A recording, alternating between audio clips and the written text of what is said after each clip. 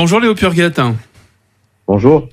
Bonjour, merci d'être avec nous juste au lendemain de ces élections législatives. Le journal titre ce matin « Une semaine pour lui barrer la route » et l'édito de la Marseillaise. C'est le pire n'est jamais certain. On retrouve donc l'analyse complète des résultats dans le journal. Pourquoi le pire n'est jamais certain, Léo Purguette ?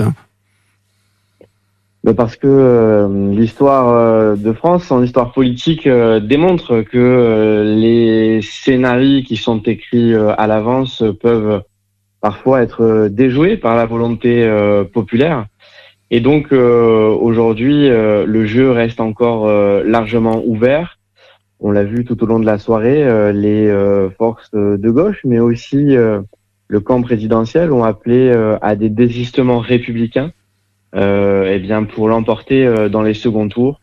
L'extrême droite est très fortement présente dans ces seconds tours, mais elle ne fait pas 50% partout et donc tout est encore possible. On a vu des réactions dans le journal, évidemment, ce matin, de tous bords politiques. Est-ce que ça marche encore, les désistements républicains ? Qu'est-ce que vous disent les personnes qui sont en réaction par rapport à ces élections ?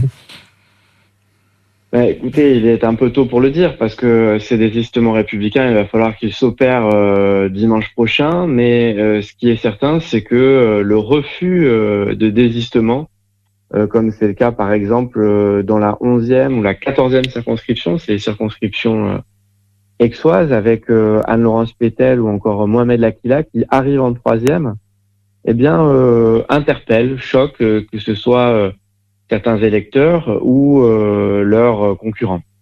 À l'inverse, Sabrina Agresti-Roubache et Lionel Royer-Perrault à Marseille ont pris leurs responsabilités dès hier soir. Vous les faites parler, vous, ce matin dans le journal ? Oui, ils expliquent leur décision, qui évidemment n'est pas une décision simple, n'est pas une décision facile.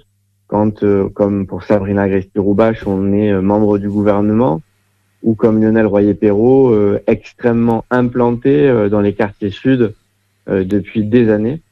Donc, ils ont néanmoins entendu le message qui leur a été adressé par Gabriel Attal et puis eux-mêmes se sont régulièrement opposés à l'extrême droite. Alors, le pire n'est jamais certain, titrez-vous dans la Marseillaise.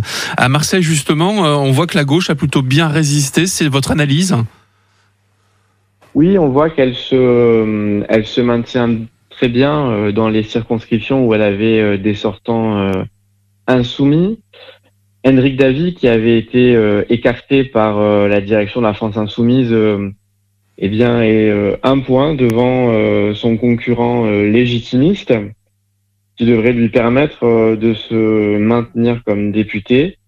Et puis, dans la 2e circonscription, qui correspond au 7e et au 8e arrondissement, Laurent Lardite, qui est adjoint au maire de Marseille, c'est un socialiste, crée la surprise, puisqu'il arrive second derrière le Rassemblement national, mais devant la sortante Claire Pitola. Comment est-ce qu'on parle aujourd'hui, Léo Purguette, à la Marseillaise, aux électeurs du Rassemblement national ? Comment est-ce qu'on tente de les convaincre ? On voit qu'il n'y a pas grand-chose qui marche. Non, en effet. D'ailleurs, on peut considérer qu'avec la forte mobilisation au niveau de la participation, certains d'entre eux qui n'avaient pas voté pour les européennes se sont rendus aux urnes avec la ferme intention d'envoyer Jordan Bardella à Matignon.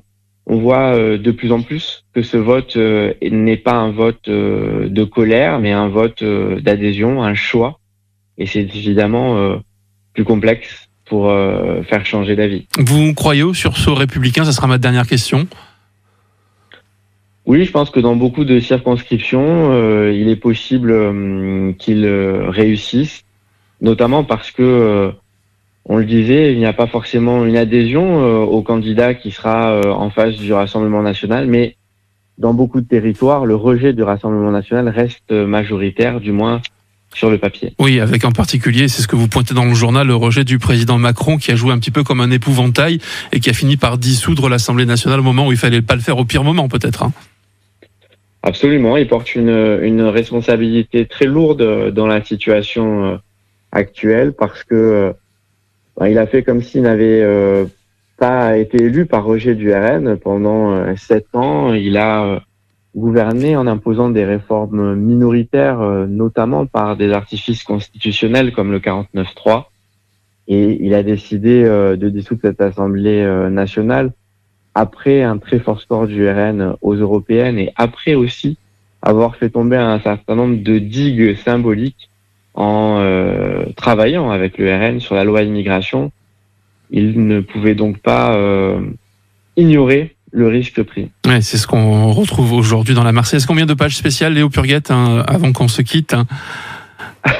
C'est une colle. Énormément de pages, parce qu'il y a 64 pages avec un journal avec du rédactionnel sur les législatives, 16 pages d'un cahier résultat détachable et 16 pages aussi du journal du mondial La Marseillaise. Et oui. Là, voilà, qui continue encore aujourd'hui. Et ça, c'est un vrai rayon de soleil dans Marseille, même si le ciel est un petit peu couvert pour le moment. Merci Léo Purguette de La Marseillaise, président, directeur éditorial. Merci et bonne journée.